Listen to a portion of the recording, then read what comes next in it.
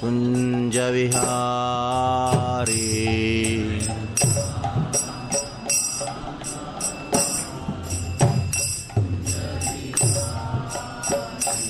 जय गोपी जना वल्लभा गिरिवरधारी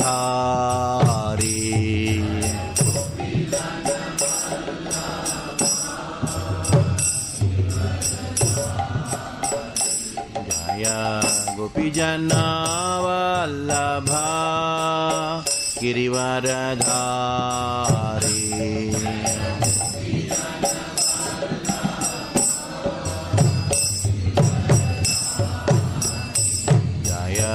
राधा माधव कुंज विहारी जय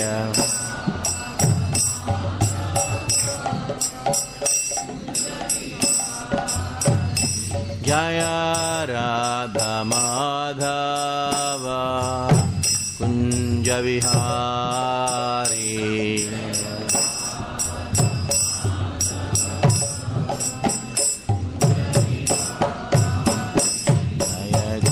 जना वल्लभा गिरिवरधारी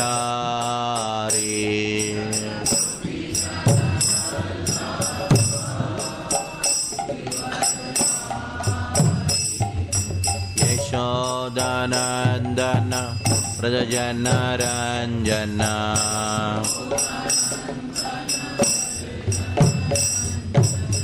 यशोदानंदन व्रजजन रंजन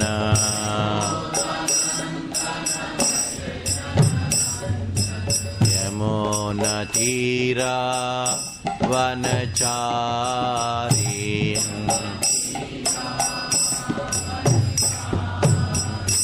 यमुना तीरा वनचारी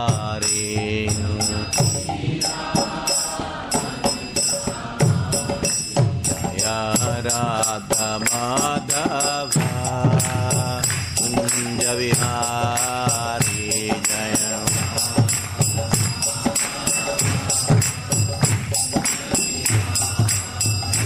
जय राधा माधव कुंज विहारी जय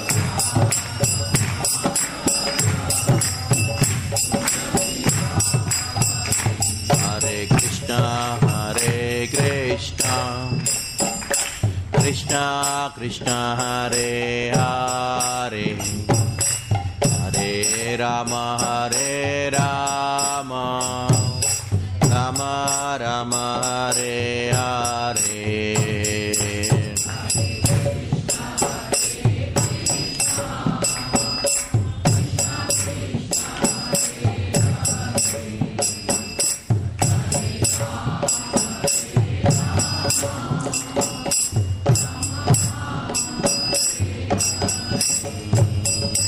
Hare Krishna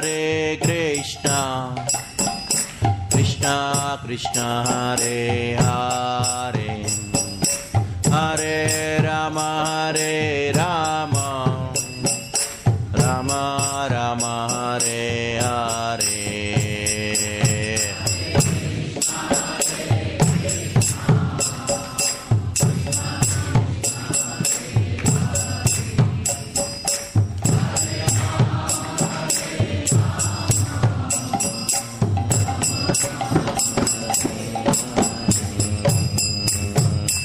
Hare Krishna Krishna Krishna Hare Hare Hare Rama Ram Ram Hare Hare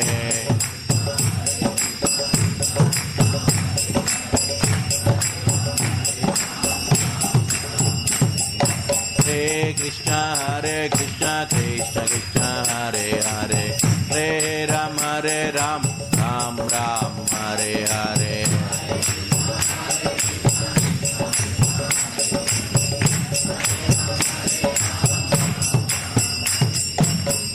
Krishna Krishna Krishna Hare Hare Hare Rama Ram Ram Hare Hare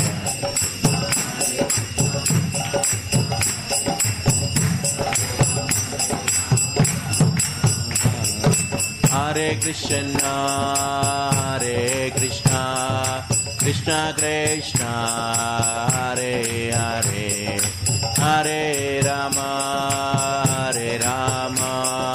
Rama Rama Hare Hare Hare Krishna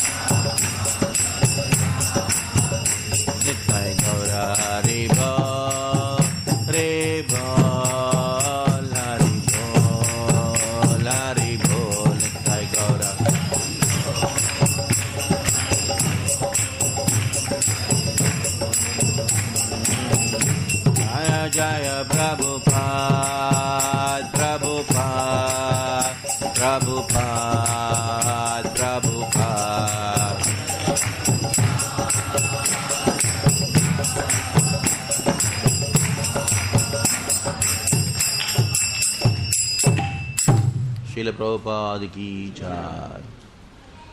ओम नमो भगवते वासुदेवाय। ओम नमो भगवते वासुदेवाय। ओम नमो भगवते वासुदेवाय।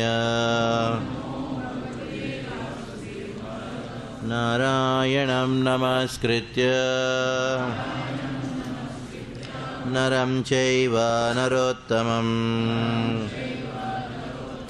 देवीं सरस्वतीं व्यासं ततो जयमुदीरयेत्। नष्टप्रायेषु भद्रेषु नित्यं भागवत सेवया भगवती उत्तमा श्लोके भक्तिर्भवति नैष्टिकी। ज्ञानविरन्दस्य ज्ञानाञ्जनशलाकया चक्षुरुन्मिलितं येन तस्मै श्रीगुरवे नमः। श्रीचैतन्यमनोभीष्टं स्थापितं येन भूतले स्वयं रूप कदा मह्यं ददाति स्वापदान्तिकं। वन्देऽहं श्रीगुरौ श्रीयुतापदकमलं श्रीगुरुन् वैष्णवांश्च। श्रीरूपं साग्रजातं सहगणा रघुनाथान्वितं तं सजीवं साद्वैतं सावधूतं परिजनसहितं कृष्णचैतन्यदेवं श्रीराधा कृष्णपादान् सहगणा ललिता श्रीविशाखान्वितांश्च। नमो विष्णुपादाय कृष्णप्रेष्ठाय भूतले श्रीमते भक्तिवेदान्त स्वामिनिति नामिने। नमस्ते सारस्वते देवे गौरवाणी प्रचारिणे निर्विशेषशून्यवादी पाश्चात्यदेशतारिणे।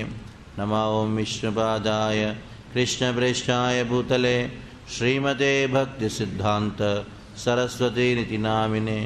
श्रीवासवानवी देवी दयिताय कृपाब्धये कृष्णसम्बन्धविज्ञान दायिने प्रभवे नमः। माधुर्योज्ज्वलप्रेमाढ्य श्रीरूपानुगा भक्तिदा श्रीगौरकरुणाशक्ति विग्रहाय नमोस्तुते। नमस्ते गौरवाणी श्रीमूर्तये दीनतारिणे रूपानुगा विरुद्धाप सिद्धान्तद्वान्तहारिणे। नमो गौरकिशोराय साक्षाद्वैराग्यमूर्तये विप्रलम्बारसाम्बोधे पादाम्बुजायते नमः। नमो भक्तिविनोदाय सच्चिदानन्दनामिने गौरशक्तिस्वरूपाय रूपानुगावरायते। गौराविर्भावभूमे स्वं निर्देष्टा सज्जनप्रियः वैष्णवसार्वभौमः श्रीजगन्नाथाय ते नमः।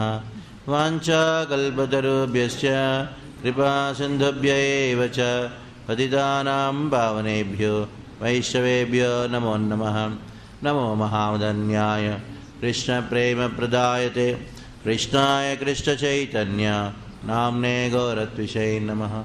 पञ्चतत्त्वात्मकं कृष्णं भक्तरूपस्वरूपकं भक्तावतारं भक्ताख्यं नमामि भक्तशक्तिकं। हे कृष्णा करुणा सिन्धौ दीनबन्धो जगत्पते गोपेश गोपिकान्त राधाकान्त नमोस्तुते। जयतां सुरतोर्पङ्गुर्मामन्दमतेर्गति मत्सर्वस्वपदाम्बोजो राधामदनमोहनो दिव्यवृन्दारण्यकल्पद्रुमादः श्रीमद्रत्नागारसिंहासनस्थौ श्रीमद्राधा श्रीलगोविन्ददेवो पृष्ठालिभिसेव्यमानो स्मरामि। श्रीमान् रासरसारम्भे वंशीवटतटस्थितः कर्षं वेणुस्वनैर्गोपीर्गोपीनाथः श्रीयस्तुनः। तप्तकाञ्चन गौराङ्गी राधे वृन्दावनेश्वरी वृषभानुसुते देवी प्रणमामि हरिप्रिये। जय श्री कृष्ण चैतन्य प्रभु नित्यानंद श्री अद्वैता गदाधर श्रीवासादि गौरभक्तवृंद। हरे कृष्णा कृष्णा कृष्णा हरे हरे हरे राम राम राम हरे हरे। नमस्ते पुरुषं त्वाद्यमीश्वरं प्रकृते परम् अलक्ष्यं सर्वभूतानाम् अन्तर्बहिरवस्थितं मायाजवनिकाचन्नम् अज्ञादोक्षजमव्ययं न लक्ष्यसे मूढदृशा नटो नाट्यधरो यथा तथा परमहंसानां मुनीनाममलात्मनां भक्तियोगविधानार्थं कथं पश्येमहि स्त्रियः। कृष्णाय वासुदेवाय देवकीनन्दनाय च नन्दगोपकुमाराय गोविन्दाय नमो नमः। नमः पङ्कजनाभाय नमः पङ्कजमालिने नमः पङ्कजनेत्राय नमस्ते पङ्कजाङ्घ्रये।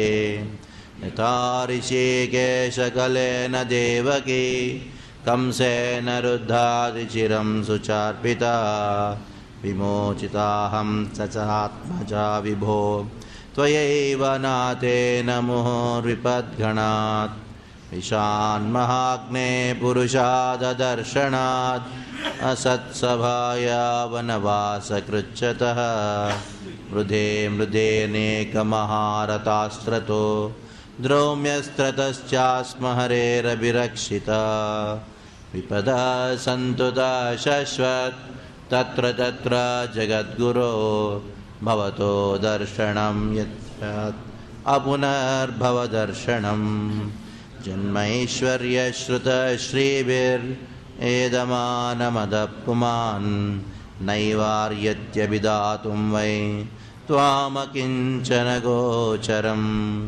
मन्ये तुष्टाय निवृत्तगुणवृत्तये आत्मा रामाय शान्ताय कैवल्यपतये नमः।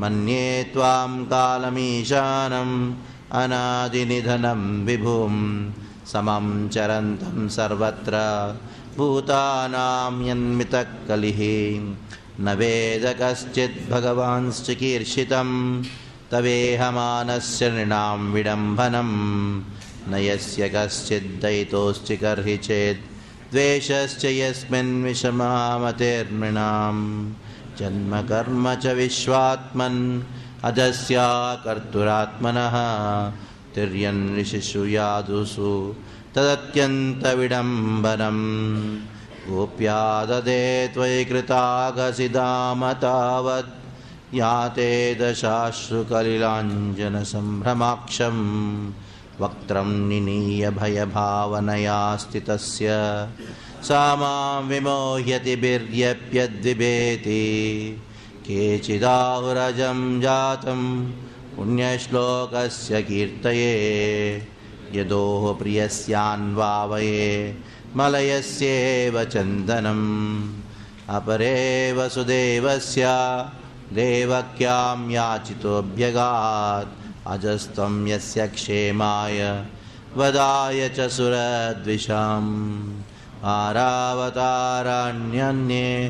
भुवो नावैवो ददो सीदन्त्या भूरिभारेण जातो यात्मभुवार्तितः भवेस्मिन् क्लिश्यमाणानाम् अविद्या कामकर्मभिः श्रवणस्मरणार्हाणि करिष्यन्निति केचन शृण्वन्ति गायन्ति गृह्णन्तवीक्षणसः मनन्ति नन्दन्ति तवेहितं जनाः तयेव पश्यन्त चिरेण तावकं भवप्रवाहो परमं पदाम्बुजम् अद्यनस्त्वं सकृते हितप्रभो जिहासति सुहृदोऽनुजीविनः येषां न चान्यद्भवतः पदाम्बुजात् नारायणं राजसुयोजितां हसां केवया नामरूपाभ्यां यदुभिः सह पाण्डवाः भवतो दर्शनं यर्हि ऋषिकाणामिवेशितुः नेयं सोभिष्यते तत्र यतेदानीं गदाधर त्वत्कदैरङ्किता भाति स्वलक्षणविलक्षितैः इमे जनपदा स्पृद्ध्वा सुपक्वौषधिविरुद्धः मनाद्रिनिधन्वन्तो येजन्ते तव वीक्षितैः अथा विश्वेष्विश्वात्मन् विश्वमूर्ते स्वकेषु मे स्नेहपाशमिमां चिन्ति दृढं पाण्डुषु वृष्णिषु त्वयि मे अनन्यविषया मतिर्मधुपते स्वकृत् रतिं मध्वता दद्धात् गङ्गेवौदौदन्वती श्रीकृष्ण कृष्ण सखा वृष्णिवृषभानविदृक् राजन्यवंशदहनान्नपवर्गवीर्य गोविन्द गोद्विजसुरार्तिहरावतार योगेश्वराय किल गुरो भगवन्नमस्ते योगेश्वराय किल गुरो भगवन्नमस्ते सर्वशास्त्राब्धिपीयूष सर्ववेदिकसत्फल सर्वसिद्धान्तरत्नाढ्या सर्वलोकैकदृक्प्रदा सर्वभागवतप्राण श्रीमद्भागवतप्रभो कलिद्वान्तोदितादित्य श्रीकृष्ण परिवर्तित परमानन्दपाठान्य प्रेमवर्षक्षरायते सर्वानन्द सर्वसेव्याय श्रीकृष्णाय नमोऽस्तुते मदेकबन्धो मत्सङ्गिन् मद्गुरो मन्महादन मत्स्तारकमद्भाग्या मदानन्दो नमोऽस्तुते न साधु साधुतः दायन्नतिनीचो च तारक आनामुञ्च कदाचिन्मां प्रेम्णा हृत्कण्ठयो स्पृहा।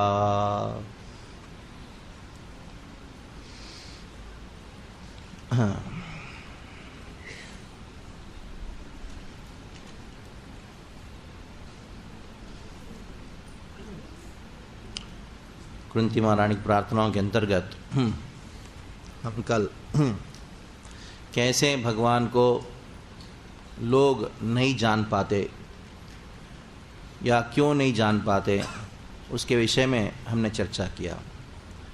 सबसे पहला कारण है लोग भगवान को नहीं जानने का, वो है अहंकार। अहंकार की वजह से नहीं जान पाते। जैसे जन्मैश्वर्य श्रुतश्रीभिर्यदमान मदपुमान नैवार्हति अभिदातुम वै त्वाम अकिंचन गोचरम।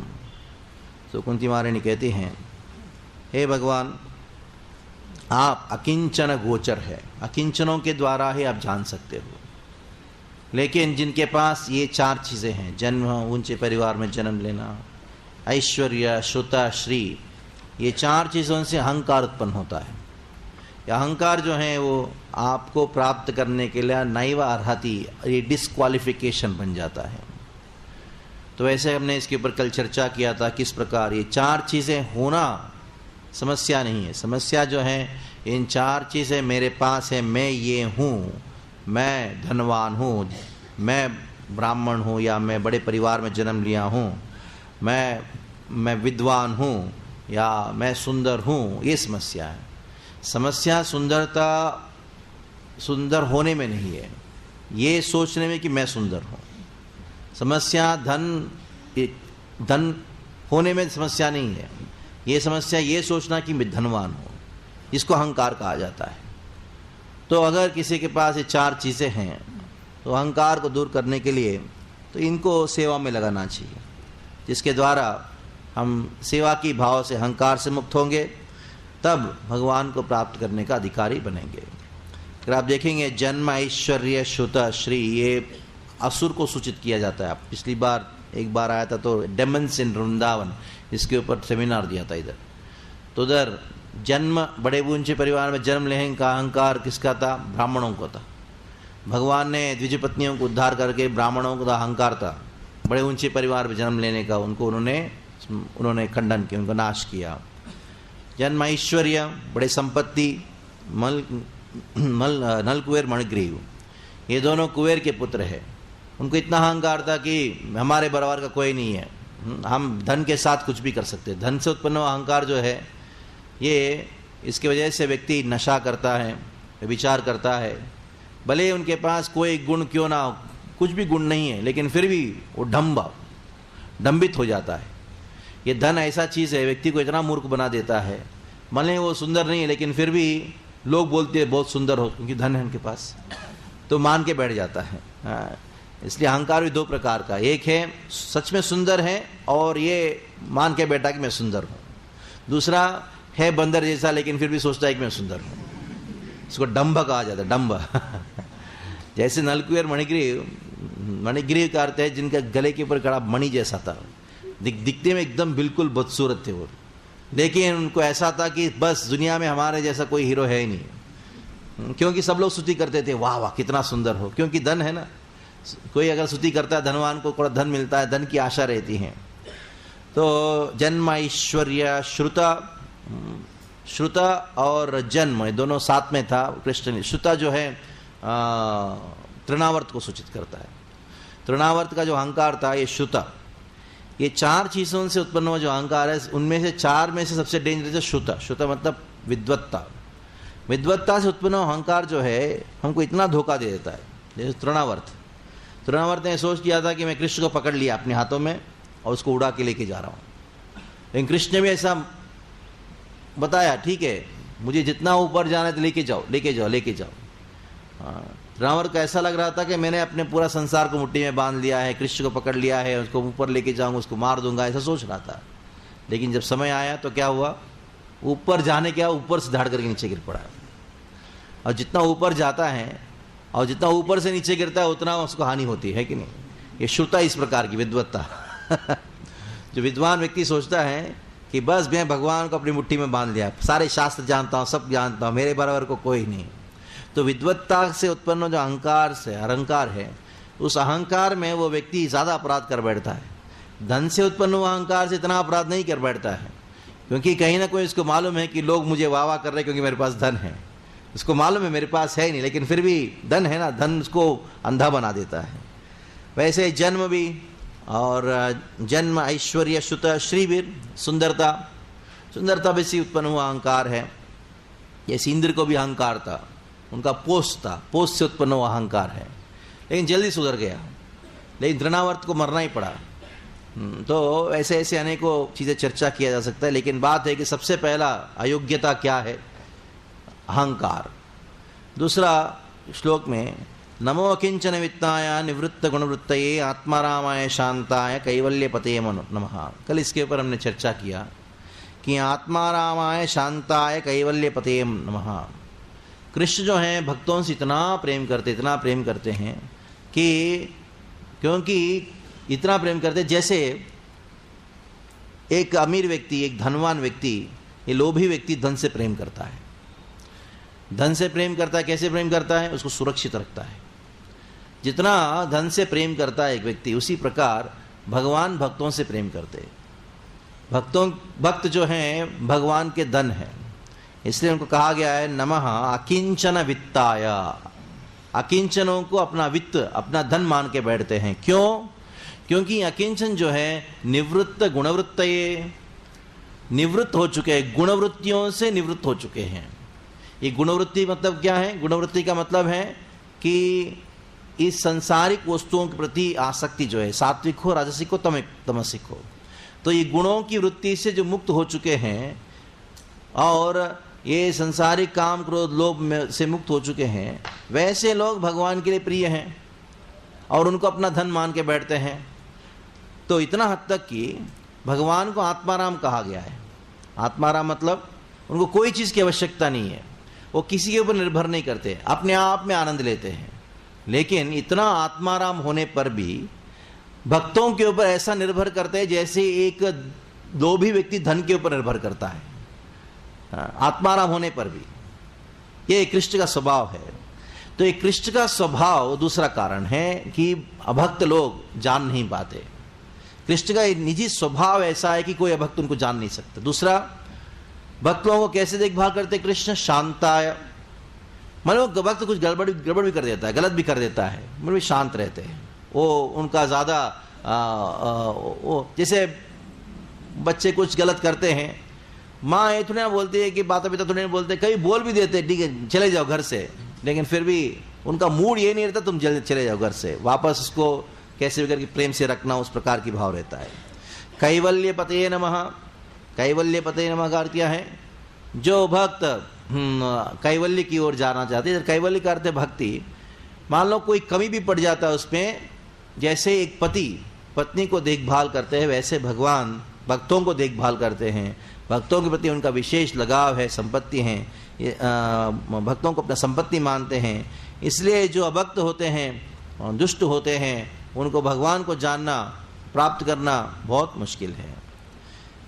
कल ये श्लोक में 28वें श्लोक में, यानी इसके अगले वाला तीसरा श्लोक जो है इस श्रृंखला में, 4 श्लोकों की श्रृंखला, जहाँ किस प्रकार भगवान अभक्तों को अप्राप्य नहीं है या प्राप्त नहीं है, उसको जान नहीं सकते, उसको वर्णन करने वाले 4 श्लोकों में मन्ये त्वाम कालमीशानम अनादिनदम विधुम समम सर्वं चरंतम सर्वत्र भूतानाम यन्मितः कलिः। तो भूतानाम यन्मितः कलिः, तो कुंतीवाणी कहते हैं मन्ये त्वाम कालमीशानम। कुंतीवाणी कहते हैं मैं आपको काल के रूप में स्वीकार करती हूँ। और काल का स्वभाव क्या है? कालमीशानम, वो कंट्रोलर है, सबसे पहला काल। दूसरा क्या है? अनादि है, उसका आदि नहीं है। और तीसरा क्या है? निधनम, ना निधनम, उसका कोई अंत नहीं है। विभु है, मतलब सर्वशक्तिशाली है। और समम चरंतम सर्वत्र, काल शक्ति जो है सबको समान दृष्टिकोण से देखता है। वो ये नहीं देखता है कि अमीर है, थोड़ा उसका मृत्यु बाद में आ जाए, ये गरीब है इसको जल्दी मार दूंगा, नहीं नहीं नहीं। समम चरंतम सर्वत्र, प्रकृति के जो गुण हैं वो सबके साथ समान व्यवहार करता है। काल जो है सबके साथ समान व्यवहार करता है। वो ये नहीं देखता अच्छा ये तो बड़ा लिखा है, इसको मारने से देश को नुकसान होगा, हाँ इसको थोड़ा सा बचा के रखेंगे, उसका मृत्यु का अवधि थोड़ा बढ़ा देंगे, नहीं नहीं नहीं। भगवान की जो काल शक्ति है ये भगवान की दिव्य शक्ति है, लेकिन दिव्य शक्ति होने पर भी the time potency of Krishna is unconscious potency of Krishna. It is the only potency, भगवान का जो काल शक्ति ही एकमात्र शक्ति है जो दिव्य है और साथ साथ में अचेत है। It is unconscious. विशेषता है काल शक्ति का, स्पेशलिटी ये है काल शक्ति का। भगवान की शक्ति है काल, और ये काल शक्ति क्या है? वो दिव्य है, ये जगत से परे है। परे होने पर भी इट इज अनकॉन्शियस, अनकॉन्शियस है। इसलिए आप काल शक्ति के पास जाके आप प्रार्थना करो, सुनने वाला नहीं है। अगर कोई कॉन्शियस व्यक्ति है, कोई सचेत व्यक्ति है, वही आपकी प्रार्थना सुनेगा। लेकिन आप दीवाल के उस पास जाके आप प्रार्थना करोगे, हे दीवाल मुझे बचाओ, तो थोड़ी ना सुनेगा वो। Time is unconscious. आप कितना भी काल को प्रार्थना करो, कुछ सुनने वाला नहीं है। Time and tide waits for none, है कि नहीं? अनादिन समम चरंतम सर्वत्र, सबको समान देखती है काल शक्ति। लेकिन भूतानाम यन्मितः कलिः, भूतानाम मितः कलि, भूतानाम। लेकिन लोग क्या सोचते हैं? साधारण लोग जो भक्त नहीं है वो लोग सोचते हैं मितः कलिः, आप जो है पक्षपात करते हो। हाँ, आपके यहाँ पक्षपात करने की प्रवृत्ति है। तो ये पक्षपात लोग सोचते हैं, ये जो है भूतानाम यन्मितः कलिः। हाँ, लोग सोचते हैं कि आपके अंदर बहुत सारे विरोधात्मक विचार है। जैसे आप क्या करते हो, सुख देते हो और दुख भी देते हो, और एक तरीके से देखा जाए आप बहुत दयालु हो और साथ साथ में कोई दया नहीं आपके अंदर। और कोई सोचते हैं कि आप सबके साथ समान भी रहते हो लेकिन फिर भी पक्षपात करते हो। ये जो है आपके अंदर विरोधात्मक गुण हैं। तो ये कुंती महारानी कहती है आपके अंदर विरोधात्मक गुण है करके लोग समझते हैं कि आप एक तरीके से नहीं रहते हो। तो इसलिए भूतानाम यानी मितक खली ही। इसलिए कुंती महारानी कहती हैं अगले श्लोक में, न वेद कश्चित् भगवान चिकीर्षितम तवेहमानस्य नृणाम विडंबनम न यस्य कश्चित् दयितोऽस्ति कर्हिचित् द्वेषस्य यस्मिन् विषमाम अतिर्नृणाम। विषमाम अतिर्नृणाम, लोगों ये जो आपके अंदर विरोधात्मक बातें हैं ये इसको देख के मोहित हो जाते हैं। क्यों? क्योंकि लोगों की मति में समस्या है, आपके अंदर कोई समस्या नहीं है। समस्या है कि लोगों की दृष्टिकोण में समस्या है। तो न वेद कश्चित् भगवान चिकीर्षितम, कोई व्यक्ति आपके चिकीर्षितम आपकी कार्य को समझ नहीं सकता है। तवेह मानस्य नृणाम विडंबनम, आपके जो यह मानस्य का अर्थ है जो आपके जो मन को नहीं समझता यानी अभक्त है, वैसे लोग क्या करते हैं, यह मानस्य द वर्ल्डली मैन, आपके मन को आपकी जो तत्व को नहीं जानते हैं। यह मानस्य नृणाम विडंबनम, वो सब विडंबनम का अर्थ है मिसलीडिंग, प्रॉपर मिसलीडिंग, वो सब विचलित हो जाते हैं। नयस्य कश्चित् दयितोऽस्ति कर्हिचित्, उनको मालूम नहीं है कि आपके लिए ना कोई प्रिय है ना कोई द्वेष है किसी के प्रति। न यस्य कश्चित् दयित मतलब प्रिय, न कर्हिचित् द्वेषस्य, ना किसी से आप द्वेष करते हो। यस्मिन् विषमाम अतिर्नृणाम, लेकिन आपका जो स्वभाव है लोगों को लगता है कि विषमाम, लेकिन आप एक ही हो, आपके व्यवहार एक ही जैसा रहता है, लेकिन लोग सोचते हैं आप अलग अलग लोगों से अलग अलग प्रकार व्यवहार करते हो। क्यों? क्योंकि उनकी दृष्टि मूड हो चुका है। जैसे उदाहरण दिया गया है सूर्य जो है वो क्या करता है, सूर्य का स्वभाव है कि एक सनस्टोन जैसे कोई मणि होता है, वो मणि सूर्य का प्रभाव से प्रज्वलित हो जाता है, यानी सूर्य अपना ही स्वभाव उस मणि को दे देता है। दूसरा, अंधा व्यक्ति है, अंधा व्यक्ति का कोई फर्क नहीं पड़ता सूर्य उदय हो या उदय ना हो, है कि नहीं, सूर्य का कोई प्रभाव अंधे पर नहीं रहता है। और तीसरा कि जैसे चातक पक्षी है सूर्योदय होते हुए तुरंत उनका प्रफुल्लित हो जाता है, और चोर लोग होते हैं वो सूर्योदय होते हैं वो बहुत दुखी हो जाते हैं है कि नहीं? हाँ, जैसे कोई उल्लू है वो रात को देखता है, दिन के समय देख नहीं सकता, रात को बहुत घूमता रहता है, सूर्योदय होता है एकदम शांत जाके बैठ जाता है कि नहीं।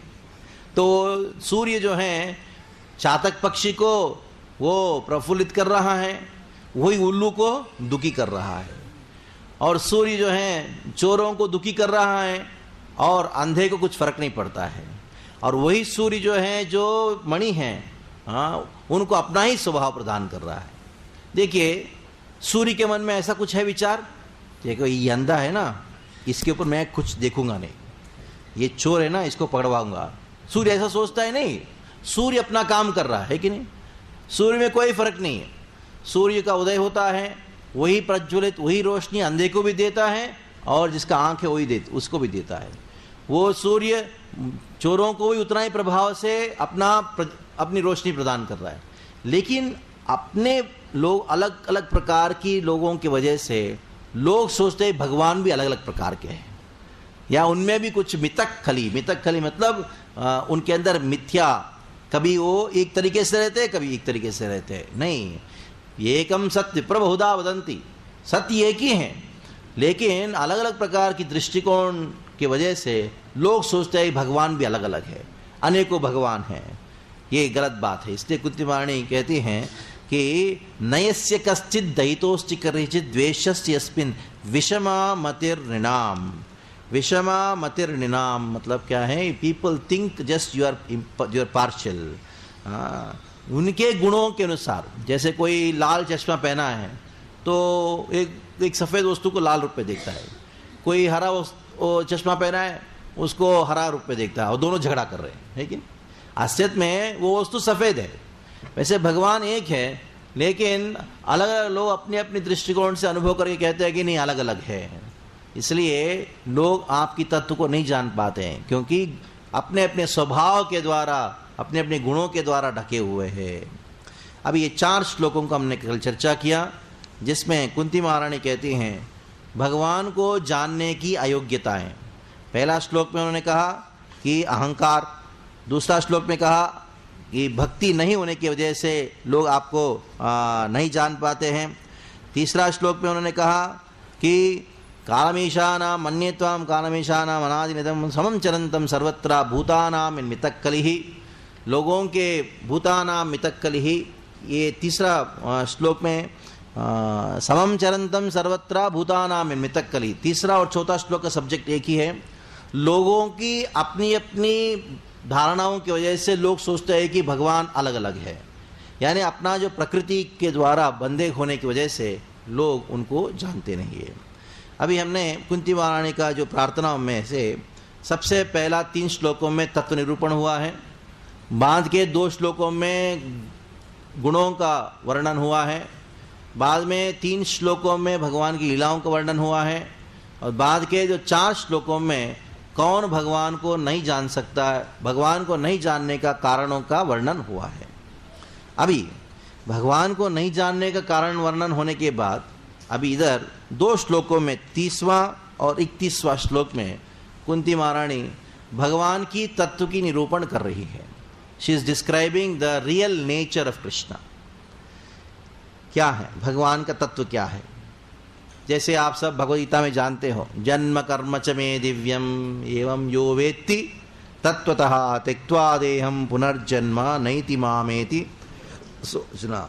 तो भगवान का तत्व ये है। जन्म कर्म च विश्वात्मन् अजस्या कर्तुरात्मनः तिर्यन्निशिष्यादिषु तद अत्यंत विडंबनम। तो कुंती महारानी कहती हैं जन्म कर्म च विश्वात्मन, आप विश्व की आत्मा हो। विश्वात्मन का अर्थ विश्व की आत्मा हो। जैसे शरीर परिवर्तन होता है, आत्मा परिवर्तन नहीं होता है, उसी प्रकार विश्व में अनेकों अनेकों परिवर्तन होते हैं, लेकिन विश्व की आत्मा होने की वजह से भगवान कभी परिवर्तनशील नहीं है। ही इज द सेम, वो समान है। लेकिन भगवान का स्वभाव है, वो सबके प्रति समान होने पर भी, उनके अंदर कोई परिवर्तन नहीं होने पर भी क्या करते हो? अजन्मा होने पर जन्म लेते हैं, अकर्तृ होने पर भी कर्म करते हैं। इसलिए जन्म कर्म च विश्वात्मन अजस्या अकर्तुर। अजस्या अकर्तुर, अजस्या का अर्थ क्या है? अजन्मा होने पर भी जन्म लेते हो, अकर्तुर होने पर भी क्या करते हो? कर्म करते हो या लीला करते हैं। ये जो है अत्यंत विडंबनम। अत्यंत विडंबनम का अर्थ क्या है? अति विडंबन है, अति मोहित करने वाला है। कुंती महारानी निरूपण कर रही है, सही बात है। आपका ये सारे जितने भी कार्य है, जन्म कार्य, आपका स्वभाव है लोगों को कंफ्यूज करना। असलियत में शास्त्रों में पढ़ने के बाद भी लोग कंफ्यूज हो जाते हैं। भगवान कौन है वो जानने के लिए बहुत सारे कंफ्यूजन है। क्यों कंफ्यूजन है? क्योंकि भगवान का स्वभाव है कंफ्यूज करना। It is his nature to confuse. लेकिन जो भक्त लोग, अभक्त लोग जो कंफ्यूज होके वो विचलित हो जाते हैं, अनेकों अनेकों गलत सिद्धांत को अपना लेते हैं।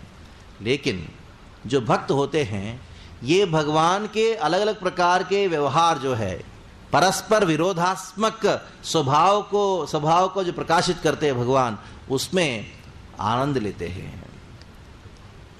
परस्पर विरोधात्मक बातों को समा जाते हैं, जिसके अंदर समा जाते हैं वो भगवान है। यानी अंग्रेजी में इसको कहा जाता है the lord is one in whom mutually contradictory qualities are harmonised. भगवान वो हैं जिनके अंदर परस्पर विरोधास्पद बातें जिनके अंदर समा जाता है। समाने का अर्थ है भगवान दूर भी हैं और नजदीक भी हैं, ये दोनों सही है। हाँ, भगवान शांत भी हैं और क्रोधित भी हैं, ये दोनों सही है। हाँ, भगवान आत्माराम हैं और भूख भी लगता है उनको, ये भी दोनों सही है। हाँ, भगवान को कोई नहीं पकड़ सकता, लेकिन फिर भी वो भक्त जो उसको हृदय में बांध के रख सकता है, ये भी दोनों सही है।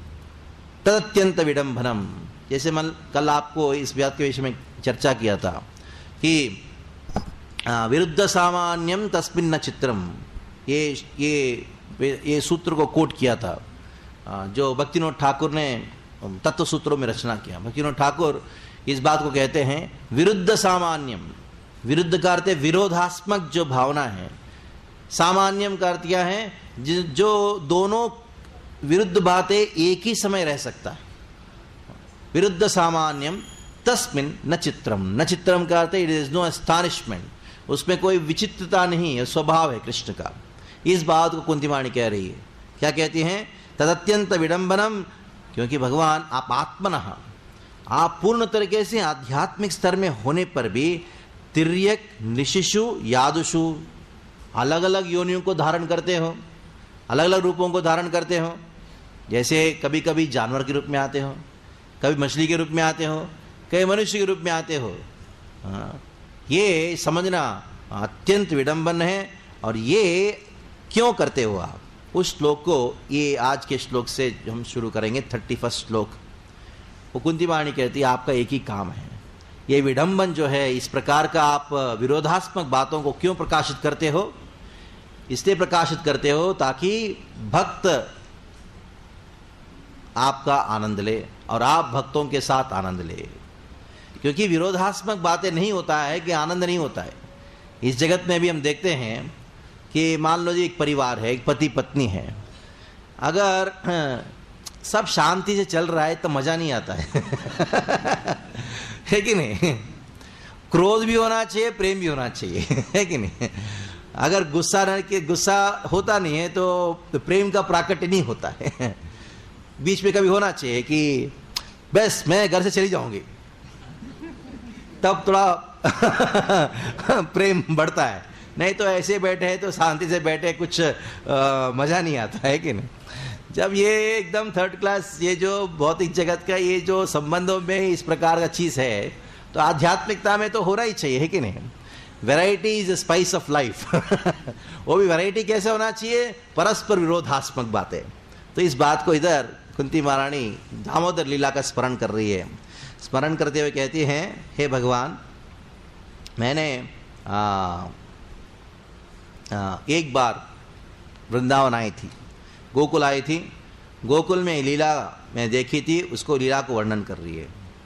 वो कहती हैं, गोप्याददे कृतागसि दावतावत, गोप्याददे त्वयि कृतागसि दामतावत, याते दशाश्रु कलिलांजन संभ्रमाक्षम वक्त्रम निनीय भय भावनया स्थितस्य समाम विमोह्यति भिर्यप्यद्विभेति, भिर्यप्यद्विभेति। सबसे पहला कहती हैं गोपी आददे, यशोदा का नाम सीधा नहीं ले रही है, गोपी शब्द के द्वारा वो संबोधित कर रही है यशोदा को।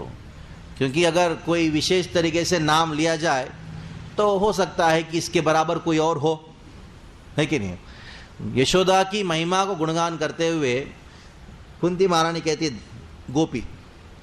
हाँ, ऐसे बहुत सारे पुरुष है, लेकिन एक को पुरुष करके संबोधित किया जाए, इसके द्वारा उनकी विशेषता को प्रकट किया जाएगा। अगर उनको नाम लेके संबोधित करेंगे तो ये भी और एक व्यक्ति, और एक व्यक्ति, बहुत सारे लोग हैं, ऐसी मान्यता है। इसलिए एक गोपी शब्द इस्तेमाल करती हैं कुंती महारानी। वो जो गोपी है ना मतलब क्या है, बाकी सब है, लेकिन वो जो है वो गोपी स्पेशल है। कौन है? यशोदा। इसलिए गोपी शब्द के द्वारा सूचित करे, वो गोपी मतलब वो विशेष गोपी। कौन है वो? यशोदा। आददे, उन्होंने लिया, हाथ में पकड़ा, त्वयि कृतागसी। क्यों? क्योंकि पकड़ लिया गोपी ने। क्यों पकड़ा? कृतागसी, आपने बहुत गड़बड़ किया। कृतागसी, इसमें कृता आघा ये शब्द आता, देखिए, कृता प्लस आघसी, अघासी। अघा आप सुना, अघासुर तो दुष्ट हैं। यानी कुंती महारानी कह रही है तुमने दुष्ट कार्य किया ना। अब देखो दुष्टता दिखाया नहीं, भगवान संबोधित कर रही है, नमः सब बहुत सारा बताया है। अभी तुमने दुष्ट कार्य किया था गोकुल में। कृतागसी दामतावत याते दशाश्रुत कलिनांजन संभ्रमाक्षम, तुम्हारे दाम यानी तुम्हारा जो एक रस्सी लेके आई थी तुमको पकड़ के बांधने के लिए, तब क्या हुआ, ये चीज को देख के क्या हुआ, दशाश्रु कलिलांजन संभ्रमाक्षम। ये लीला तो आपको मालूम है, जो दामोदराष्टकम के समय में हम इस लीला को स्मरण करते हैं। कार्तिक में पूरा सुबह शाम दामोदराष्टकम गाते हैं। उसके अंदर सत्यव्रत मुनि जैसे वर्णन करते हैं कि याते दशाश्रु कलिलांजन संभ्रमाक्षम, वैसे उस लीला में भागवतम में जो वर्णन है दामोदर लीला और दामोदराष्टकम में जो वर्णन है लीला दा थोड़ा सा अंतर है। दामोदराष्टकम में सत्यव्रत मुनि कहते हैं कि भगवान ने दोनों हाथों से दोनों आंखों को दोनों हाथों से मलना शुरू किया, लेकिन उधर ऐसा है कि एक ही हाथ से, क्योंकि एक हाथ थोड़ा सा ऐसा था तो आप पिक्चर देख सकते हो।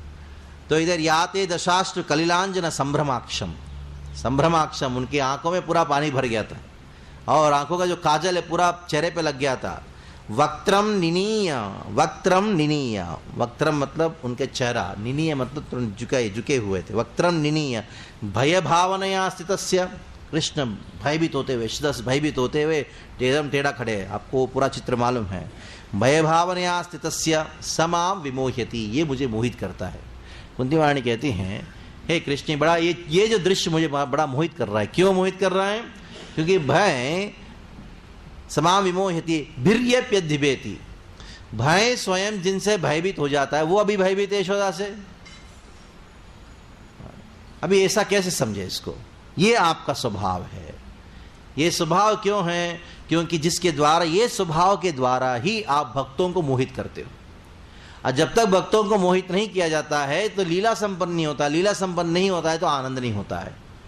तो यही आपका तत्व है, आपका स्वभाव ही मोहित करना। अभक्तों को भी मोहित करते हो और भक्तों को मोहित करते हो। जब अभक्त मोहित हो जाते हैं आपका तत्व को ध्यान नहीं पाते। जब भक्त मोहित होते हैं तो आपका जो तत्व है क्या है, वो भक्तों का आनंद प्रदान करना, उसको अनुभव कर लेते हैं। That is your nature to bewilder everyone. जैसे कल हमने ये दामोदर लीला के अंतर्गत बहुत सारे परस्पर विरोधाभासमक चीजों को चर्चा किया। कैसे? सबसे पहला भगवान जब उठे, उनका उठना था, रोज यशोदा में आके उठाती थी। जब उठाती थी कम से कम आधा घंटा नखरा चलता था, यशोदा में उठाती थी, फिर उठते वापस हो जाते थे। लेकिन एक दिन क्या हुआ, उठाने के लिए आई नहीं। अभी कृष्ण सोच रहे कब उठाने के लिए आई, एक आंख खोल के देख रहा है कि नहीं अभी क्यों नहीं आई, उठाने का टाइम हुआ, उठे हुए क्यों नहीं आई? ऑलरेडी गुस्सा शुरू हो गया। हाँ, ये कितना आकांक्षा कि माँ उठाए, थोड़ा नखरा करो, वो भी नहीं हुआ। तो उनको बहुत गुस्सा है, तब से गुस्सा है, उठने से गुस्सा है। उठ के थोड़ा ऐसा नींद में चेहरा है, बाल बिखरे हुए, ऐसा चलते चलते आए, देखा कि यशोदा मक्खन मंत रही है, दही मंत रही है। तो आके कृष्ण ने यशोदा माई को पकड़ा।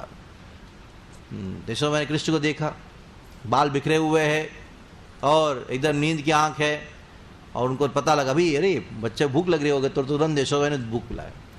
तो उस समय कृष्ण पेट पकड़ा था, एक आचार्य पेट पकड़ा, बहुत भूख लगी है तभी जो आत्माराम है उनको भूख लगता है। तो इसलिए ये जो लीलाएं हैं भगवान की, इसको भौतिकवादी कभी समझ नहीं सकते, दे कैन नॉट अंडरस्टैंड। इतना हद तक कि जो उपनिषद के ज्ञाता हैं वो भी इन लीलाओं को नहीं समझ सकते। बाकी अन्य लोग हैं, अन्य भौतिकवादी है, उनकी क्या कहना।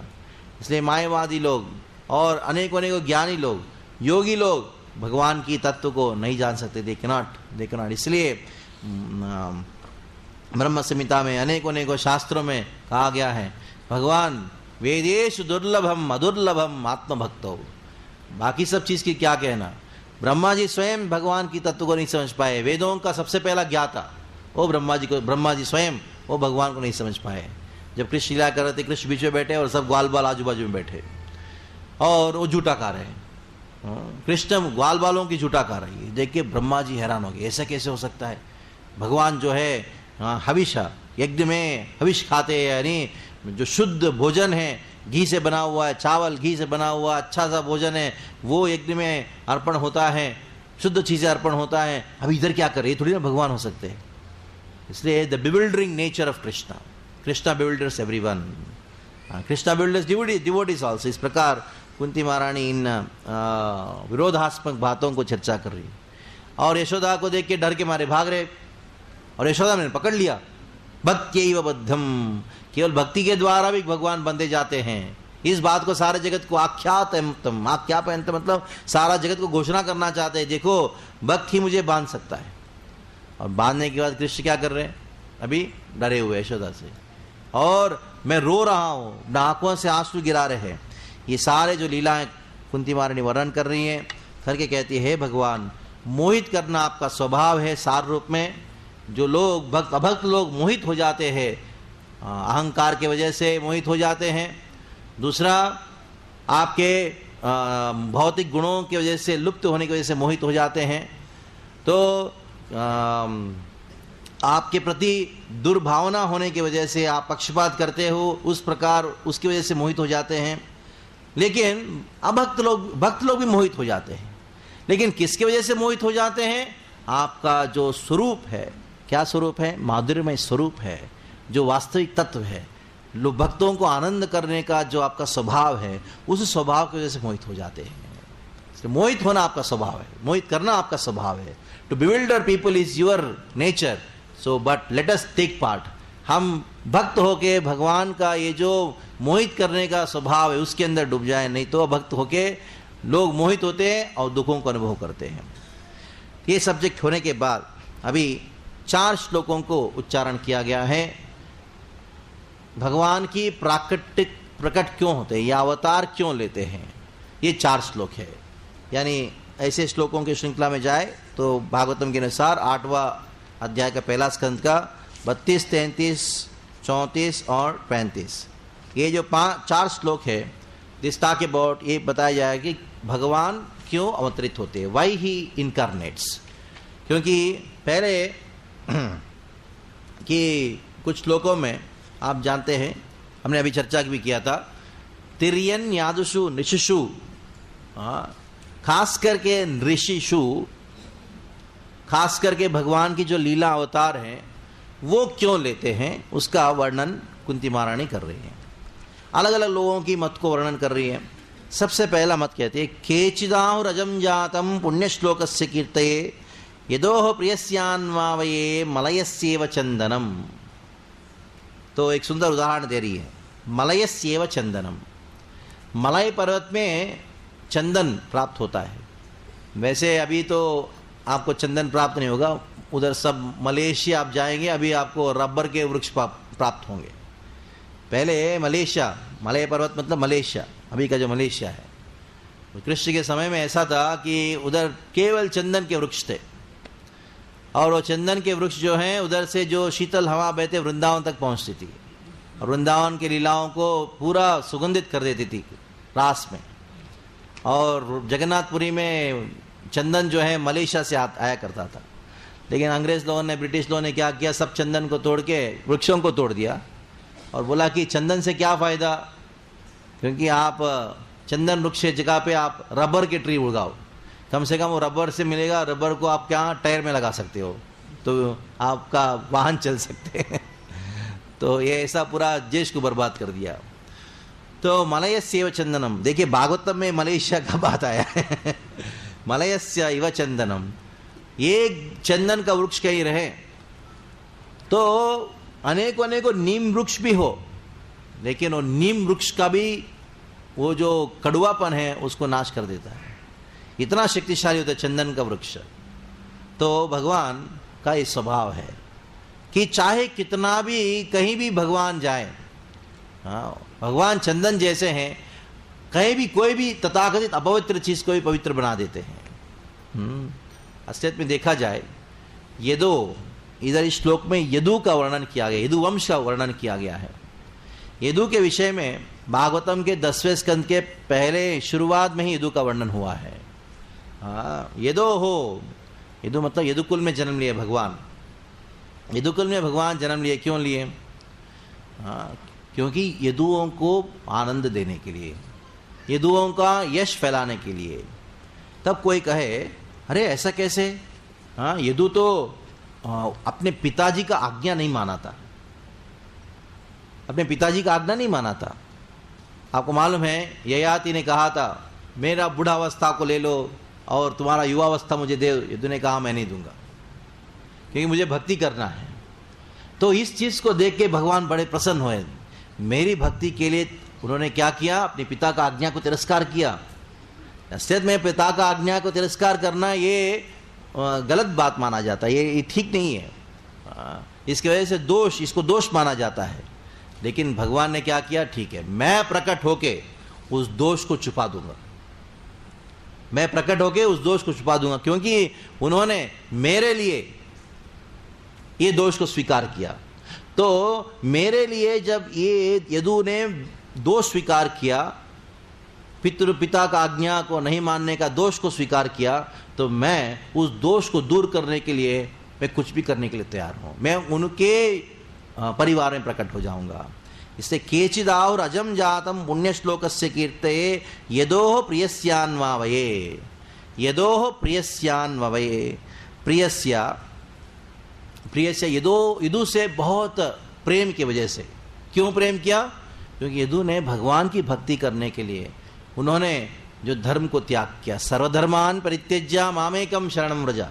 वैसे भक्तों को भगवान कुछ भी करने, उससे इतना प्रेम करते हो कुछ भी करने के लिए तैयार हो जाते हैं। दूसरा क्या है? पुण्य श्लोकस्य कीर्तये। पुण्य श्लोकस्य कीर्तये यानी पुण्य श्लोक।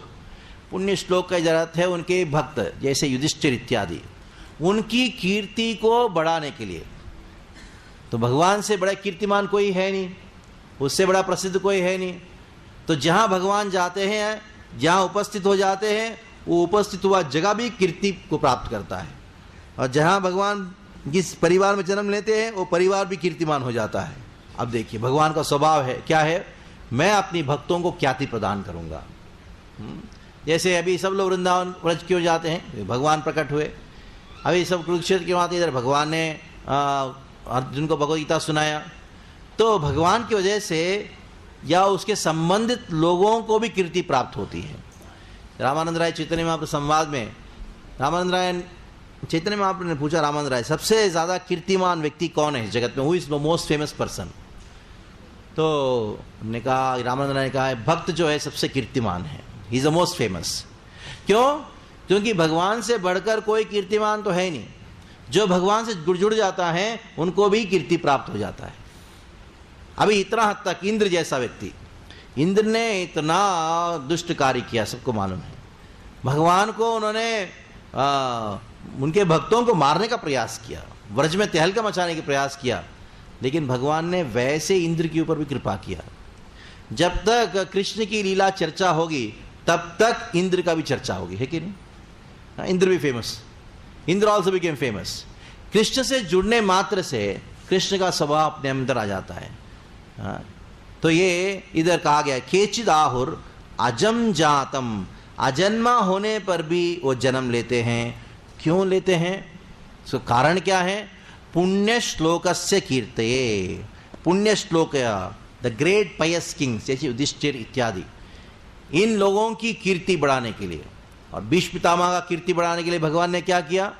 सारे जगत को दिखाया। मैं युधिष्ठिर को समझाने के लिए प्रयास कर रहा हूं, लेकिन फिर भी मेरी बस की बात नहीं है युधिष्ठिर को समझाना। केवल एक ही व्यक्ति जो समझा सकता है वो है भीष्म। जो भगवान अर्जुन को गीता समझाए वही गीता युधिष्ठिर को समझाने के लिए गए। युद्ध के बाद युधिष्ठिर की जो अवस्था थी, युद्ध के पहले जो अर्जुन की अवस्था थी वही युधिष्ठिर की अवस्था युद्ध के बाद हो गई। युधिष्ठिर रोने लगे, मैंने क्या कर दिया, वो सब है भगवान, अभी ऐसा लगता है क्या जीना, मरना अच्छा है, ऐसा उन्होंने करने लगा। तो भगवान ने युधिष्ठिर महाराज को बहुत समझाया, लेकिन समझे नहीं युधिष्ठिर महाराज। उधर उस श्लोक में आते हैं अद्भुत कर्मण, आगे अगले अध्याय में आते हैं, 9वां और 10वां अध्याय में ये सब प्रसंग है। तो अद्भुत कर्मण, क्या अद्भुत कार्य कृष्ण का? बाहर से कृष्ण प्रवचन दे रहे भगवान के रूप में, वही कृष्ण युधिष्ठिर महाराज के हृदय परमात्मा के रूप में बोल रहे, इसको समझो मत डोंट अंडरस्टैंड। अद्भुत कर्मण, क्यों?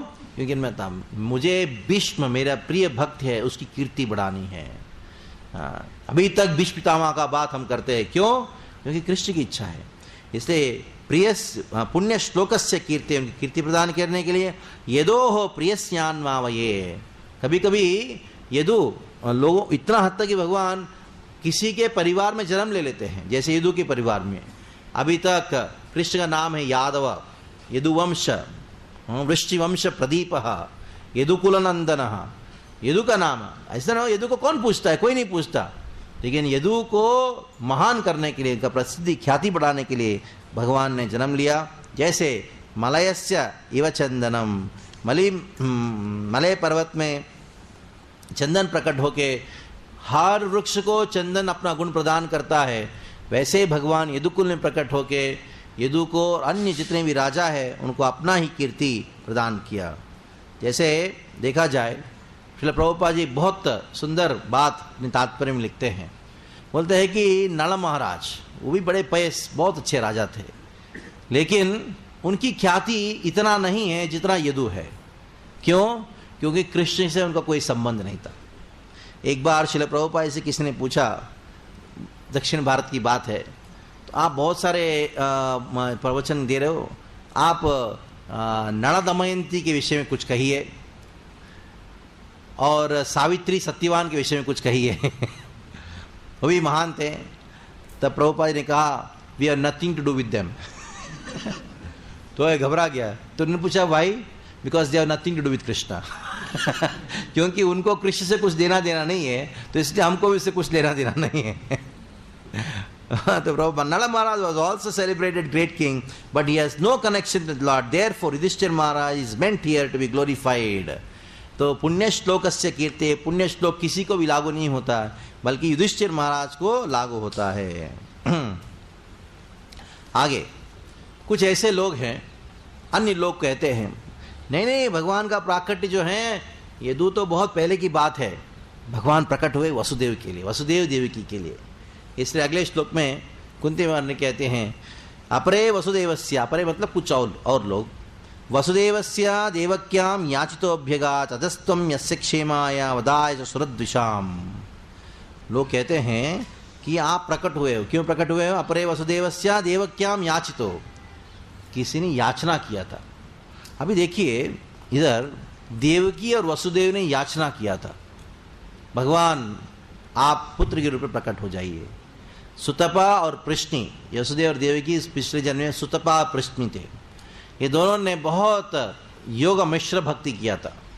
वैसे नंद महाराज और यशोदा ये दोनों द्रोण और दारा था पिछले जन्म में, वो लोगों ने शुद्ध भक्ति किया था, इसलिए भगवान ने अपनी माधुर्यमय स्वरूप प्रकाशित किया यशोदा नंद महाराज के सामने। लेकिन ये जो देवकी और वसुदेव सुतपा प्रश्नि, थोड़ा सा योग मिश्रा था उनके अंदर, लेकिन फिर भी भगवान उनसे बहुत प्रसन्न होकर प्रकट हुए और उन्होंने कहा कि ठीक है, आपके पुत्र के रूप में प्रकट होगा। इसलिए उनके यशोदा और देवकी के सामने वसुदेव और देवकी जब भगवान प्रकट हुए तुरंत उनको प्रणाम किए। उनको स्वाभाविक और केवल वात्सल्य नहीं था, गौरव युक्त वात्सल्य था। क्यों? उन्होंने याचना जब किया था, भक्ति किया था, उस समय थोड़ा योग मिश्र था। सूखे पत्ते खा के अनेकों सालों तक बड़ी तपस्या की थी। जब भगवान प्रकट हुए, उन्होंने कहा कि आप हमारे सामने प्रकट हो जाइए, हमको पुत्र के रूप में आप चाहिए। तो भगवान ने कहा ठीक है। तो देवक्याम वसुदेवस्य देवक्याम याचितो अभ्यगात्, उन्होंने याचना किया था इसलिए प्रकट हुए।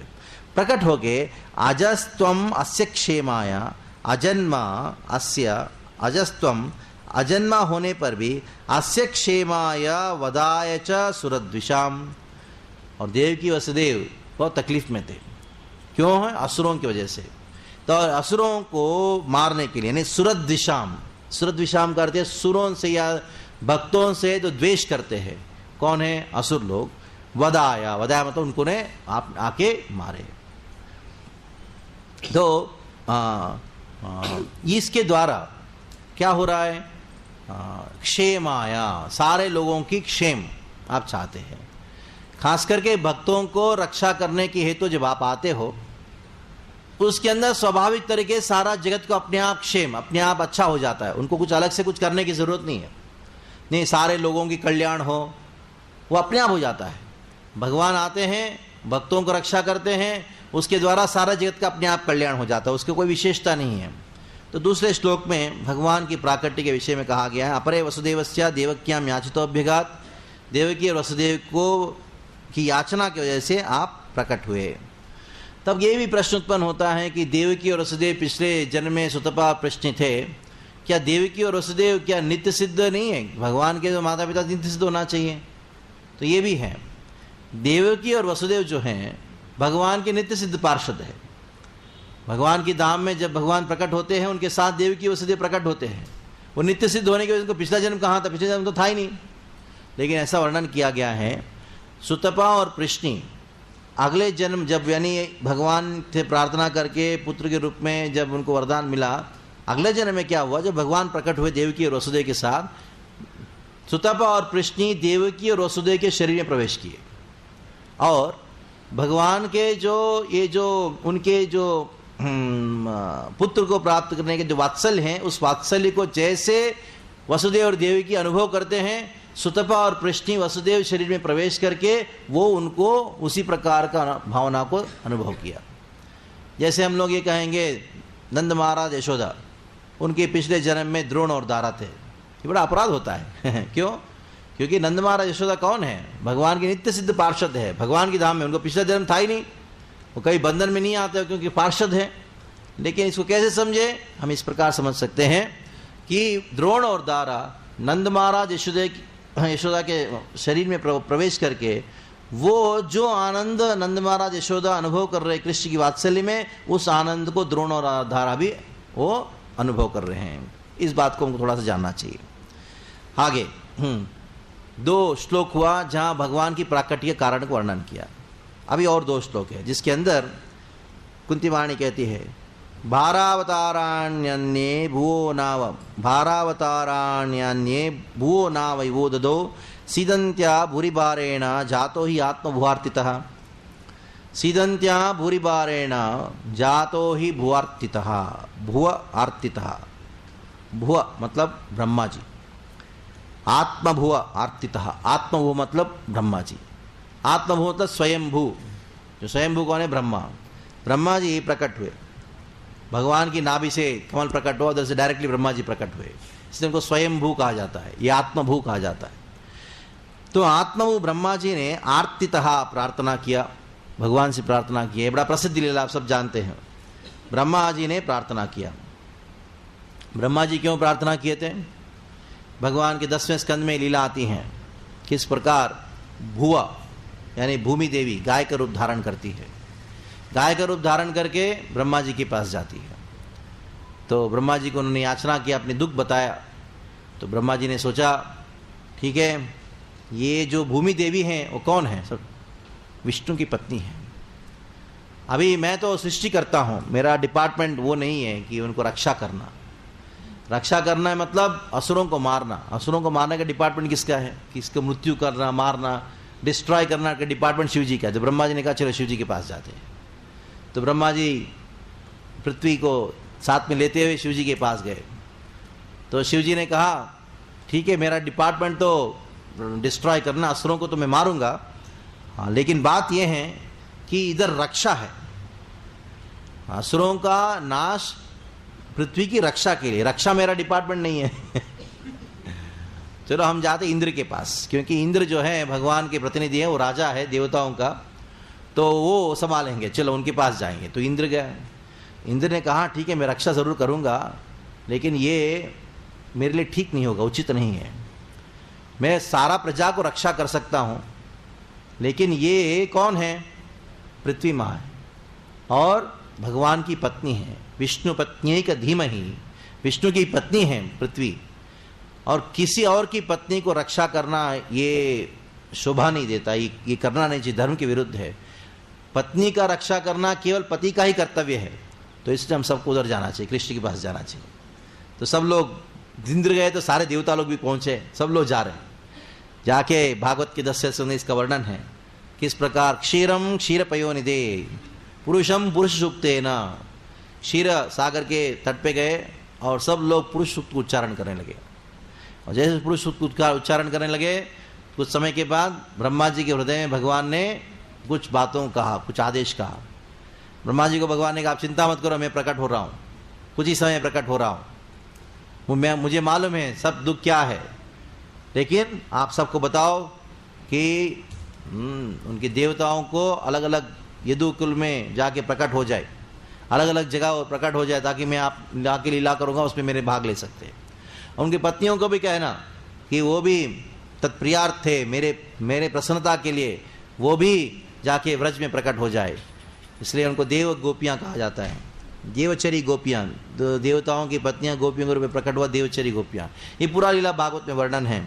तो इसके विषय में कहते हैं, ये जो नाव है जब इसके ऊपर भार बढ़ जाता है, नाव क्या होता है, डूब जाता है, ठीक है नहीं। तो पृथ्वी के ऊपर भार बढ़ गया था, तो पृथ्वी के ऊपर कौन सा किसका भार बढ़ गया था, असुरों का भार बढ़ गया था। असुर जो हैं वो भी पृथ्वी माँ के पुत्र हैं, कितना भी पॉपुलेशन को पृथ्वी माँ के ऊपर कोई उसका कुछ फर्क नहीं पड़ता है, माँ को कितने भी बच्चे हो कोई तकलीफ नहीं है, लेकिन एक अगर शैतान हो जाए ना तो भारी पड़ जाता है, ठीक है। हाँ, इसलिए कुछ लोग बोलते हैं अभी एक काफ़ी है, क्यों पहले 8-10 होते थे, 1 डजन तो मिनिमम था कुछ समय पहले, लेकिन एक भी परेशान करते, एक से भी वो लोग परेशान हो जाते हैं, क्यों, शैतान हो रहे हैं सब लोग। तो पृथ्वी माँ जो है वो अनेकों बच्चे भी हों, दुनिया में बड़ा पॉपुलेशन एक्सपेंशन प्रॉब्लम नहीं है, quality of the population problem है, क्वांटिटी प्रॉब्लम नहीं है, हाँ क्वालिटी प्रॉब्लम है, अच्छा क्वालिटी है। तो इतने सारे असुर की संख्या बढ़ रही थी, इसलिए पृथ्वी माँ को भारी पड़ रहा था। वो एकदम जैसे नाव भार की वजह से डूब जाता है, उसी प्रकार पृथ्वी नष्ट होने वाला था असुरों की संख्या की वजह से। इसलिए पृथ्वी माँ ने क्या किया, ब्रह्मा जी के पास जाके याचना किया, भारावताराण्यान्य भुवना विवदतो सीदंत्या भूरिभारेण जातो ही आत्मभुवार्तितः। अभी भले ही 3 श्लोकों में कुंती महारानी ने वर्णन किया भगवान क्यों प्रकट होते हैं, अलग अलग लोगों का मत वर्णन किया। अभी कुंती महारानी कहते हैं मेरा मत सुनिए जो टॉप मोस्ट है। भले ही अनेकों कारण हैं कि पहले श्लोक में कहा गया है यदु का कीर्ति को वर्णन करने के लिए, दूसरा श्लोक में वासुदेव देव की ने याचना किया, तीसरा श्लोक में ब्रह्मा जी ने याचना किया। तो इनमें से याचना करके आप आए, लेकिन कुंती महारानी कहती है नहीं, हर 3 श्लोक में, पिछले 3 श्लोकों में आपके प्राकट्य के पीछे कारण था। मान लो कि वो याचना करते कि आप नहीं आते, कुंती महारानी कहती हैं आते हैं। अगर वो लोग याचना करें ना करें वो आप आते हैं, क्यों मालूम है? ये जो 3 लोग हैं जिनका वर्णन हुआ है, ब्रह्मा जी बड़े बड़े लोग हैं, आपका अपार करुणा है ना, अपार करुणा, करुणावश लोग आपको याचना करें ना करें आप आएंगे, आके लीला करेंगे। किसके ऊपर करुणा है? दीन लोगों के ऊपर करुणा है। उन दीनों को उद्धार करने के लिए आप प्रकट होते हो। जो लोग याचना नहीं करते आपकी, उन लोगों का भी आप उद्धार करने आते हो। उनका उद्धार कैसा होता है? उनका उद्धार होता है जब आपका ये जो दिव्य लीलाएं हैं उनका श्रवण कीर्तन करेंगे। ये दीन लोग किस प्रकार है उनका वर्णन करते हैं, भवेस्मिन् क्लिश्यमाणायाम अविद्या काम कर्म भी। भवेस्मिन् इस भवसागर में, भौतिक जगत में, भवेस्मिन् क्लिश्यमाणायाम अनेकों दुखों का अनुभव कर रहे हैं। क्यों दुखों का अनुभव कर रहे हैं? क्लिश्यमाणायाम अविद्या की वजह से दुखों का अनुभव कर रहे हैं। अविद्या की वजह से क्यों दुख है?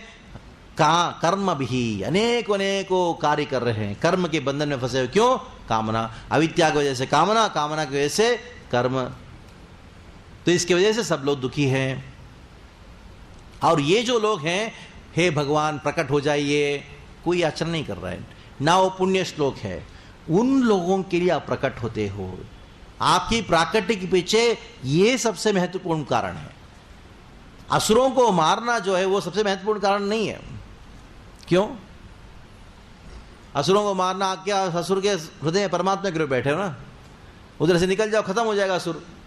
हाँ, अंदर ही बैठे हैं कि नहीं, उधर ही सांस खत्म कर दो, उनका कुछ हो जाएगा। तो भक्तों को आनंद प्रदान करना चाहते हो तो आप आध्यात्मिक जगत में लेके आनंद प्रदान करो उनको। भगवद्गीता में आप जानते हो कि भगवद्गीता में भगवान कहते हैं कि धर्म संस्थापनार्थाय संभवामि युगे युगे क्या परित्राणाय साधूनां विनाशाय दुष्कृताम। उस तो कि तात्पर्य हम देखते हैं कि परित्राणाय साधुनाम विनाशाय च दुष्कृतम, दुष्कृतियों को, असुरों को मारने के लिए भगवान प्रकट होते और साधुओं को रक्षा करने के लिए, आनंद देने के लिए प्रकट होते। इन दोनों में सबसे महत्वपूर्ण कारण कौन सा है? भक्तों को आनंद प्रदान करना उनका महत्वपूर्ण कारण है।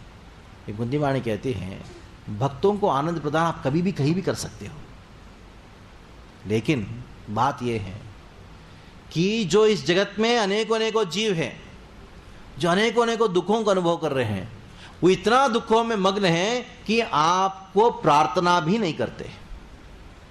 दे डोंट इवन प्रे। एक्चुअली पिछले कुछ श्लोकों में कुंती महारानी ने अपना अनेकों अनेकों बातों को कहा था कि जहां उन्होंने कहा, कुंती महारानी ने कहा कि हे भगवान अनेकों अनेकों दुखों से हमको बचाया है, तो उसमें भी कुंती महारानी देवकी और वसुदेव की बात कहती है। देवकी नंदनाय च, देवकी और वसुदेव ने प्रार्थना किया था। कुंती महारानी कहते हैं कि मेरे सौभाग्य है कि मैं तो आपको प्रार्थना भी नहीं की थी, बहुत सारे दुख आए लेकिन प्रार्थना किए बिना आपको हमको बचाए, ये हमारा विशेष कृपा है। ऐसे ही जो अभक्त होते हैं भगवान से प्रार्थना ही नहीं करते, क्योंकि बहुत बिजी है वो लोग। किस में बिजी है? दुख भोगने में बिजी है, बिजी इन सफरिंग। तो कभी एक बार एक व्यक्ति आया मिलने के लिए, मैंने पूछा कि क्यों मंदिर में क्यों नहीं आता? मैं बहुत बिजी हूँ। तो कुछ समय के बाद ऐसे बातचीत में क्या क्या चल रहा है? मैंने बहुत दुख है। तो मैंने कहा you are busy for suffering, busy in suffering. तो चौंका गया। Yes it is true, people are busy in suffering, that is a problem. अगर कोई अच्छे काम में अगर व्यस्त है, खुश है, तो ठीक है, बिजी हो। You be busy in happy, no problem in being happy, but busy in being suffering, अभी इसको क्या करें? उसको मुक्तता कहा जाए। इसलिए भवेस्मिन् क्लिश्यमाणायाम, सब लोग दुखी है। तो दुख का कारण को सारांश में वर्णन कर रही कुंती महारानी। आप सबको मालूम है भक्ति रसामृत सिंधु का भी ये सब्जेक्ट है। जो हम अभी दुख को अनुभव कर रहे हैं, दुखों का इमीडिएट कॉज क्या है? इमीडिएट कॉज है हमारा कर्म बंधन। कर्म बंधन ही हमारा दुख का कारण है। और ये कर्म बंधन क्यों है? बिकॉज ऑफ डिजायर, कामना। और ये कामना क्यों है? कामना इसलिए है क्योंकि हमने कृष्ण को अविद्या की वजह से है, because of ignorance. Because of ignorance we have material desires. Because of material desires, भौतिक इच्छाओं की वजह से हम क्या करते हैं? पाप करते हैं। कर्म मतलब पाप। तो पाप करते हैं, उसका परिणाम क्या है? दुख। तो ये अविद्या क्या है? अविद्या कहां से आया? अविद्या है कृष्ण की विस्मृति, फॉरगेटफुलनेस ऑफ कृष्ण।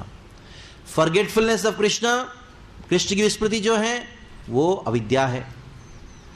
अविद्या की वजह से इच्छा प्रकट होती है, इच्छा से पाप करता है और पाप की वजह से दुख भोगता है। इसी बात को कुंती महारानी कहती हैं, भवेस्मिन् क्लिश्यमाणायाम अविद्या कामकर्मभिः श्रवण स्मरणार्हाणि करिष्यन्ति केचन। अविद्या कामकर्मभिः, जब आप प्रकट होकर अनेकों अनेकों लीलाएं करते हैं, लीला करने के द्वारा उन लीलाओं को लिपिबद्ध किया जाता है गीता, भागवत इत्यादि ग्रंथों में। जब इस ग्रंथों को, आपकी लीलाओं को श्रवण स्मरणार्हाणि, श्रवण कीर्तन कोई करता है, करिष्यन्ति केचन, जब श्रवण और स्मरण करता है तो क्या होगा? उन लोग, ये जो चक्र है, ये जो दुख भोगने का जो चक्र है, उस पे मुक्त हो सकता है। यानी आपका प्राकट्य का सर्वोच्च उद्देश्य ये है कि मेरे प्रकट होके अप्रकट होने के बाद भी निरंतर हमेशा उसका फायदा लेके लोग उद्धार हो जाए, उनका उद्धार हो जाए। इसलिए भगवान जब प्रकट होते हैं, प्रकट होने के समय ही लोगों का फायदा नहीं होता है। अगर पिछले 3 श्लोकों के हिसाब से देखा जाए, भगवान प्रकट होते हैं उसी समय लोगों का फायदा होता है। वसुदेव देवकी का हुआ, यदु का हुआ, और युधिष्ठिर महाराज का हुआ, और पृथ्वी माँ का हुआ, या असुरों को मारा होता में हो गया। उसके बाद नहीं, वास्तविकता में भगवान की जो प्राकट्य जो है इसलिए होता है ताकि प्रकट अप्रकट होने के बाद भी, उनकी अप्रकट लीला में भी, यानी इस भौतिक जगत में अभी भी हमेशा लोग उनके लीलाओं का, उनकी शिक्षाओं का श्रवण कीर्तन करें, जिसके द्वारा उनका भी उद्धार हो। यानी जो लोग भगवान को प्रार्थना भी नहीं करते, उन लोगों की उद्धार के लिए गीता भागवत को छोड़ते हैं, उनकी लीलाओं को छोड़ते हैं। वैसे भगवान 3 चीज़ों को छोड़ते हैं जब अपने धाम में स्वधाम में जाते हैं। एक है उनके लीलाएं, उनकी शिक्षाएं यानी उनके ग्रंथ, दूसरा है उनका अर्च विग्रह, और तीसरा है उनका धाम। ये 3 चीज़ें जो हैं भगवान के लीलाओं का स्मारक है। हाँ, भगवान प्रकट हुए थे करके क्या सबूत क्या है? वृंदावन सबूत है। हाँ, दूसरा उनके विग्रह, राधा मदन मोहन, राधा गोविंद, राधा माधव, ये विग्रह सबूत है। और तीसरा क्या है? शास्त्र है। इसके अलावा तो कोई और सबूत तो है ही नहीं। देयर इज नो अदर, क्योंकि यही छोड़ के जाते हैं। लेकिन बात यह है कि जब ये 3 को छोड़ के जाते हैं, जब लीला या शास्त्र पढ़ते हैं, लोग उनको समझ में नहीं आता। दूसरी बात है, जब विग्रह को देखेंगे सोचेंगे तो पत्थर है। असली पंचरात्र में कहा गया है भगवान के विग्रह जो है और भगवान की लीलाओं में कोई अंतर नहीं है। जैसे उदाहरण दिया गया पंचरात्र में, जब कोई बाढ़ आता है, बाढ़ आने के बाद समाप्त हो जाता है बाढ़, तो बाढ़ समाप्त होने के बाद अब उस जगह जाओगे तो क्या होता है? जहां जहां नीचे थी जमीन उधर पानी भरा हुआ रहता है। यानी जिस जिस रूप में जमीन है उस रूप में वो पानी जमा रहता है। वो सब बाढ़ के स्मारक है कि नहीं? They are all the indications that flood had come. तो ये अर्च विग्रह भी वैसा ही है। भगवान का जो लीला जो कंटिन्यूसली चलता था, उनकी प्रकट लीलाएं जो प्रकट हुए थे, अप्रकट होने के बाद उन लीलाओं का कुछ पिक्चर्स है, वही अर्च विग्रह है। यानी दूसरे शब्दों में अर्च विग्रह भी एक लीला अवतार है, एक लीला है, इसलिए उनका अर्चावतार कहा गया है। तो ये दूसरी बात है। तीसरा क्या है? धाम। जब कोई धाम जाता है, बद्ध जी वो सोचता है कि क्या है, देखो कितना अच्छा बिजनेस हो सकता है इधर, बहुत लोग आ रहे हैं, चलो दुकान खोल के बैठ जाता हूँ। तो इसलिए भगवान क्या करते हैं, अपने ये 3 चीज़ों को समझाने के लिए एक गुरु को भेजते हैं, अपने प्रिय भक्त को भेजते हैं, जिसके द्वारा हमको ये शास्त्र गुरु के द्वारा प्रकट होता है। अर्च विग्रह क्या है? उनकी सेवा प्राप्त होता है, उनकी दिव्यता हमको मालूम पड़ती है, सेवा प्राप्त होता है। और तीसरा चीज़ क्या है? गुरु वो हैं जो धाम को प्रकाशित करते हैं। तो इस प्रकार भगवान की योजना है किस प्रकार बद्ध जीवों को अपने पास वापस लेके जाए। आप प्रकट होते हो to reclaim the condition souls.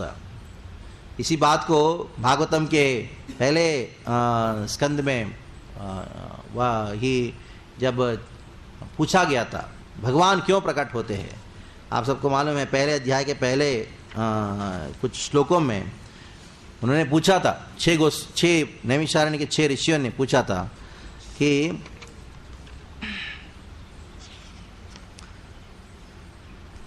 कौन सा 11वां,